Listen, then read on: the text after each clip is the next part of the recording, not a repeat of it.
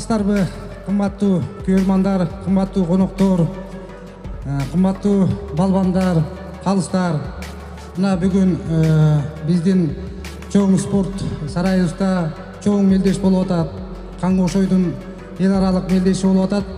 Ошол эл аралык мелдешке биздин жакын өлкөлөрдөн, Тажикстандан, Өзбекстандан, Кыргызстандын 7 областан келген бүттүк көрөрмандарга, балбандарга мен бүгүнкү катышууда ушу мелдештин жакшы өтүшүн, калыстык өтүшүн, таза өтүшүн каалайт элем. Анан кийин баягы биздин ата бабадан калган Каңгошой турнири Кудай буйрса мындан кийин келечекте эл аралык деңгээлден да өйдө болуп, биздин ушу улуттук күрөшүбүз Кыргыздын улуттук күрөш болгондон кийин жогорку деңгээлге чыгып, ушу эл аралык мелдештерге Азияга, дүйнөгө чыкканына мен тилектешмин.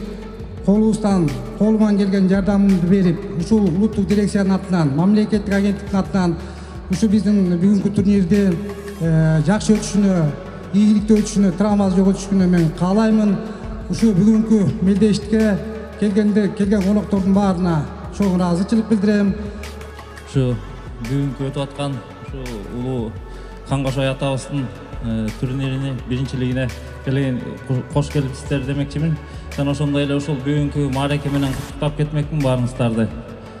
Ушул биз шаардык спорт башкармалыктын атынан ушу биз канча салымыбызды кошуп келдик эле. Ушу биз илгерки Каңгошой атабыздын салтын улап ушу жакшы самалык кылып аттыр. Ушу 50 жаштан өйдөгүнкү агаларыбызды күрөштүрүп, биз да ошого байгелерин алып келдик эле. Жана ошондой эле ушул эмне демекчибиз, ушул бүгүнкү биздин спортчуларыбызга жакшы ийгиликтерди кааламакчыбыз.